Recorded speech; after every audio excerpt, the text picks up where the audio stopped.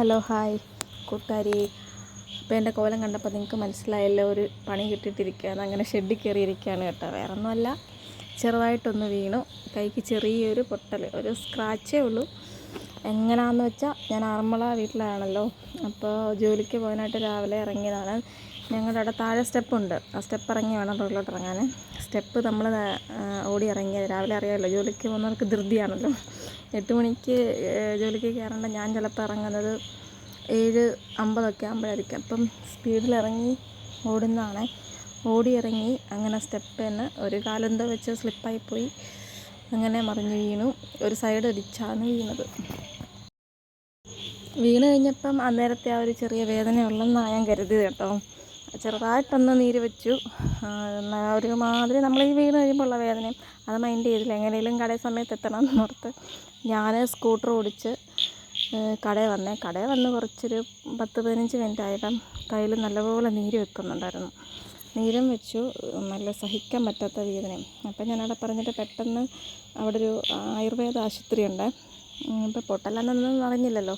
ആയുർവേദ ആശുപത്രി പോയി. അവിടെ എക്സ്റേ എടുത്തപ്പോഴാണ് പണി കിട്ടിയെന്ന് മനസ്സിലായത്. കൈക്ക് ചെറിയൊരു വര പോലൊരു സ്ക്രാച്ച്. ഡോക്ടർ പറഞ്ഞു കുഴപ്പമില്ല, 5 ദിവസം മുറിവെണ്ണയൊക്കെ വെച്ച് പ്ലാസ്റ്റർ ഇട്ട് ഇങ്ങനെ ഇട്ടിരിക്കാൻ പറഞ്ഞു. കൈ അനക്കുകയോ ചെയ്യല്, വെയിറ്റ് എടുക്കരുത്, കൈക്ക് നല്ല റെസ്റ്റ് കൊടുക്കണം 5 ദിവസം. കൈക്ക് റെസ്റ്റ് കൊടുത്തില്ലെങ്കിൽ ഇപ്പോൾ ആ സ്ക്രാച്ച് എന്നുള്ളത് അതെന്തോ എല്ലിങ്ങനെ വിടരുമെന്ന്. അപ്പോൾ അത് കൈ നിൽക്കത്തില്ല, പിന്നെ സർജറി ഒക്കെ ചെയ്യേണ്ടി വരുമെന്ന് പറഞ്ഞു.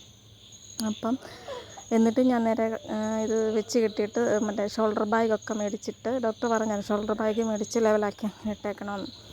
അപ്പോൾ അതൊക്കെ മേടിച്ച് ഞാൻ ഉച്ച കഴിഞ്ഞപ്പോൾ ഞാൻ നേരെ എൻ്റെ വീട്ടിലോട്ടിങ്ങ് വന്നേ. അപ്പോൾ ഇവിടെ അമ്മയും അവരൊക്കെ ഉണ്ടല്ലോ. ഇവിടെ ആകുമ്പോൾ വലിയ പണി അങ്ങനെ നമ്മൾ ചെയ്യണ്ട. അവിടെ ആകുമ്പം ഞങ്ങൾ തന്നെ ഉള്ളെങ്കിൽ എന്തെങ്കിലുമൊക്കെ നമ്മളറിയാതെ ചെയ്തു. അപ്പം ഞാൻ എൻ്റെ വീട്ടിലോട്ടിങ്ങ് വന്നു. ഇവിടെ വന്ന് ഇപ്പം മുറിവെണ്ണയൊക്കെ ഇട്ട് ഇപ്പം 3 ദിവസമായി കേട്ടോ. 3 ദിവസം മുമ്പാണ് വീണത്. അതായത് ശനിയാഴ്ച രാവിലെ വീണതാണ്. അന്ന് വന്നിപ്പം ഞാൻ ലീവാണ്. ഇത്രയും ദിവസമായിട്ട് നാളെ തൊട്ട് പോകണമെന്ന് ഓർക്കുന്നു. വണ്ടി ഓടിക്കാൻ ചെറിയ ബുദ്ധിമുട്ടുണ്ട്. നാളെ ആശുപത്രി പോകേണ്ട ദിവസമാണ്. ചെല്ലുമ്പോൾ അറിയാം എങ്ങനെയുണ്ട്, കുറവായോ ഇല്ലയോ. അപ്പോൾ എല്ലാവരോടും കൂടെ പറയുക, മഴക്കാലമാണ്, ശ്രദ്ധിക്കുക. എന്നെപ്പോലെ ധൃതി വെച്ച് ഓടിച്ചാടി പണി മേടിച്ച് വെക്കരുത്. ഇപ്പം നമ്മൾ പ്രായമൊക്കെ ഇത്ര ഉള്ളതുകൊണ്ട് ചിലപ്പം കുഴപ്പമില്ല, അതൊക്കെ അങ്ങ് ജോയിൻ്റ് ആയിക്കോളും. പ്രായമുള്ളവരൊക്കെ നന്നായിട്ട് സൂക്ഷിക്കുക. മഴക്കാലമായതുകൊണ്ട് പായലും തെന്നലൊക്കെ കാണും. നല്ലതായിട്ട് ബ്ലീച്ചിങ് പൗഡറൊക്കെ ഇട്ട് പായലൊക്കെ കളഞ്ഞ് നമ്മുടെ മുറ്റവും പരിസരമൊക്കെ വൃത്തിയാക്കിയിടുക. ഞാനിങ്ങനെ വീണെന്നോ ആശുപത്രി പോയ കാര്യം ഒന്നും ഞാൻ അമ്മയോട് പറഞ്ഞിട്ടില്ലായിരുന്നു കേട്ടോ. ആശുപത്രി പോയി ഇതൊക്കെ ഇട്ട് കഴിഞ്ഞ് പ്ലാസ്റ്ററൊക്കെ ഇട്ട് കഴിഞ്ഞ് അത് എന്നിട്ട് ഞാൻ ഉച്ച കഴിഞ്ഞ് വീട്ടിൽ വന്ന് കയറിയപ്പോഴാണ് അമ്മ ഇത് കാണുന്നത്. എനിക്കറിയാം നമ്മുടെ അമ്മമാർക്ക് നമുക്ക് എന്തെങ്കിലും പറ്റിയെന്ന് പറഞ്ഞാൽ പിന്നെ സമാധാനം കാണത്തില്ല, ടെൻഷനായിരിക്കും, വിളിയോട് വിളിയായിരിക്കും. അപ്പം ഞാൻ ഓർത്ത് വെറുതെ എന്തിനാ അമ്മയെ വിഷമിക്കുന്നതെന്ന് ഓർത്ത് ഞാൻ പറഞ്ഞില്ല. വൈകിട്ട് വീട്ടിൽ വന്ന് കയറിയപ്പോഴേക്കും അമ്മയുടെ ഒരു മുഖഭാവമുണ്ട്, മനസ്സിൽ നിന്ന് പോകത്തില്ല. എന്ത് പറ്റി എന്നും പറഞ്ഞ് ഒരു എണ്ണീപ്പായിരുന്നു. കഷ്ടമുണ്ട്. നമുക്കൊന്ന് വേദനിച്ചാൽ നമ്മുടെ അമ്മമാർക്കല്ലാതെ വേറെ ആർക്കും നോക്കത്തില്ലല്ലോ. അതൊക്കെ മനസ്സിലാക്കുന്ന ചില സമയങ്ങളും കൂടെ ഇതേ. അതൊക്കെ പോട്ടെ, വേറൊരു കാര്യം, അതൊക്കെ ശരിയായിക്കോളും. ഒരാഴ്ചത്തെ കാര്യം അതേ ഉള്ളൂ. അങ്ങനെ നമ്മൾ വീട്ടിൽ റെസ്റ്റാണ്, ഫുഡടി, അത് മാത്രമേ നടക്കുന്നുള്ളൂ. ഒന്ന് നേരെ ചൊവ്വേ വീഡിയോ എടുക്കാൻ പോലും പറ്റുന്നില്ല, കയ്യിൽ പ്ലാസ്റ്റർ ഇട്ടേക്കുന്നുണ്ട്. അപ്പം അങ്ങനെ ഇരുന്നപ്പോഴാണ് 2 ചേച്ചിമാരെ തുണിയും കൊണ്ട് വന്നതാണ്. അവരിവിടെ നിന്ന് ഹോൾസെയിലായിട്ട് തുണിയെടുത്ത് ഇങ്ങനെ വീടുകളും കൊണ്ട് നടന്നിരിക്കുന്നതാണ്. അപ്പോൾ എന്നെ അങ്ങ് നിർബന്ധിക്കുകയായിരുന്നു, എന്ത് എടുക്കും മോളെ, കഷ്ടം തോന്നി. അങ്ങനെ ഒന്നും വേണ്ടായിരുന്നു. എന്നിട്ട് ഞാനൊരു ഫ്രോക്ക് നൈറ്റി എടുത്തു, അമ്മയ്ക്കൊരു നൈറ്റി എടുത്തു. ഇതാണ് അതെ വയലറ്റ് അമ്മയുടെയും. ഇത് പലാസപ്പാൻ അതൊരു വാങ്ങിച്ചില്ല കേട്ടോ. ഒരു ഫ്രോക്ക് നൈറ്റിയും കൂടെ എടുത്തൊരു ബ്രൗൺ കളറ്. നല്ല കേട്ടോ, 260 രൂപയേ ഉള്ളൂ. കഷ്ടമുണ്ട്. അവർ നടന്ന കേട്ടോ വരുന്നത്, വണ്ടിയൊന്നുമില്ല. അവിടുന്ന് സാധനം എടുത്ത് നടന്നാൽ നമ്മുടെ ഈ സ്ഥലങ്ങളിലൊക്കെ ആരെങ്കിലും നമ്മുടെ ഇവിടെയൊക്കെ ഉള്ളവർ കാണുവാണെങ്കിൽ അവരുടെ നിന്ന് മേടിച്ച് ഹെൽപ്പ് ചെയ്യുക. അപ്പോൾ അവരൊക്കെ പോയി കഴിഞ്ഞ് അവരെ കൊണ്ട് ഞാൻ സബ്സ്ക്രൈബ് ചെയ്യിപ്പിച്ചു കേട്ടോ. ചെയ്യാമെന്ന് ചോദിച്ചാൽ അവർ നോക്കട്ടെ, ഇഷ്ടപ്പെടുകയാണെങ്കിൽ ചെയ്യാമെന്ന് പറഞ്ഞിട്ടുണ്ട്. ചെയ്തെന്ന് വിശ്വസിക്കുന്നു.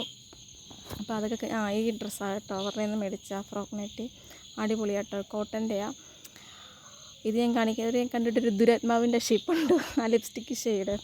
ചുമ്മാ കുളിച്ച് ഒക്കെ കഴിഞ്ഞപ്പോൾ ഒന്ന് ലിപ്സ്റ്റിക്കൊക്കെ ഇട്ട് ഒരുങ്ങണം തോന്നി. ഒരുക്കം മീൻസ് പൗഡർ ഇടുക, തലമുടി ചെയ്യുക, ലിപ്സ്റ്റിക്ക് ഇടുക. അത് തന്നെ, ലിപ്സ്റ്റിക്ക് ഇട്ടാൽ തന്നെ ഒരു കോൺഫിഡൻസ് അല്ലേ. അങ്ങനെ ലിപ്സ്റ്റിക്കൊക്കെ ഇട്ട് വീട്ടിലിരിക്കണം. ഞാൻ ആ ഷോൾഡർ ബാഗ് അങ്ങ് ഊരി വെച്ച് ഇടയ്ക്കിടയ്ക്ക് ഞാൻ അതെന്തോ ഒരു ഭയങ്കര ബുദ്ധിമുട്ടാണ്. ഷോൾഡർ ബാഗൊക്കെ ഇടുന്ന ഭയങ്കര ചൊറിച്ചിൽ, എന്തോ മുറിവെണ്ണയൊക്കെ അതിലെപ്പോഴും ഒഴിക്കുന്നുണ്ടാകും, ഭയങ്കര ചൊറിച്ചിൽ. അപ്പം ഞാൻ അമ്മ എപ്പോഴും പറയും ചൊറിയരുത്, മുറിയും. പക്ഷെ എന്നാലും ഞാൻ മറ്റേ ചീപ്പൊക്കെ ഇട്ട് അതിൻ്റെ ഇടയിൽ കൂടെ ചൊറിയും കേട്ടോ. പ്ലാസ്റ്റർ ഇട്ടവർക്കറിയാമല്ലോ. അപ്പം നമ്മുടെ അല്ലിക്കുട്ടൻ്റെ കുറേ ഷോ ഓഫാണ്, ഭയങ്കര സ്നേഹമാണ്. ക്യാമറ കണ്ടു കഴിഞ്ഞാൽ പിന്നെ പുള്ളി ഭയങ്കര സ്നേഹമാണ്, അല്ലെങ്കിൽ സ്നേഹം കേട്ടോ. അപ്പച്ചേൽപ്പിച്ചെന്നും പറഞ്ഞ് എൻ്റെ പുറകിൽ നിന്ന് മാറത്തില്ല, ഭയങ്കര കെയറിങ്ങാണ് പുള്ളി.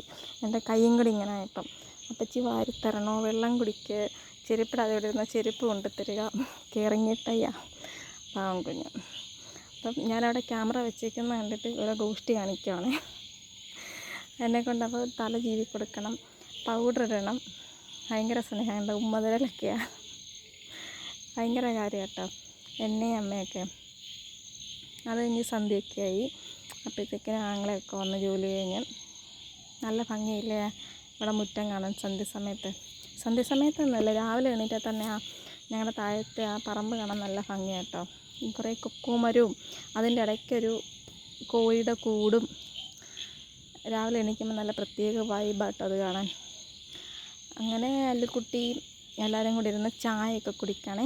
ചായയും കപ്പ ഉപ്പേരിയും കൂടെ എല്ലാവരും കൂടി ഇരുന്ന് കഴിക്കുകയാണ്. കപ്പ ഉപ്പേരി ഞങ്ങളിവിടെ മറ്റേ കിലോ അങ്ങനെ തൂക്കി കൊടുക്കത്തില്ലേ, അത് ഞങ്ങളിങ്ങനെ തീരുമ്പം മേടിച്ച് വെക്കുവേ.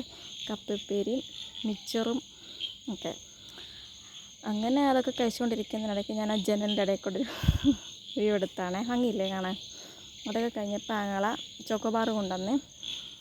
എന്താണെന്നറിയത്തില്ല, 2 കിലോ വെയിറ്റ് കുറച്ചിട്ട് വന്നതാണ്. മിക്കവാറും ഇവിടുന്ന് പോകുമ്പോൾ ഞാൻ ഒരു 3 കിലോയിലും കൂടും ഉറപ്പാണ്. എപ്പോഴും ഫുഡ് ഇടുക തന്നെ. അങ്ങനെ ഐസ്ക്രീമൊക്കെ കഴിച്ചു, സിപ്പപ്പ് ഉണ്ടായിരുന്നു, സിപ്പപ്പൊക്കെ കുടിച്ചു. നെക്സ്റ്റ് ഉണ്ടാകുമ്പോൾ അതിന് വൈകിട്ടത്തെ ഫുഡൊക്കെ കഴിച്ച് വൈകിട്ട് ചോറും മത്തങ്ങയും പയറും കൂടെ ഇട്ട തോരനും, മുട്ട എനിക്കിങ്ങനെ പൊരിക്കുന്നതിനേക്കാളും തോരനാണ് ഇഷ്ടം, അതും പപ്പടവും. Okay, bye.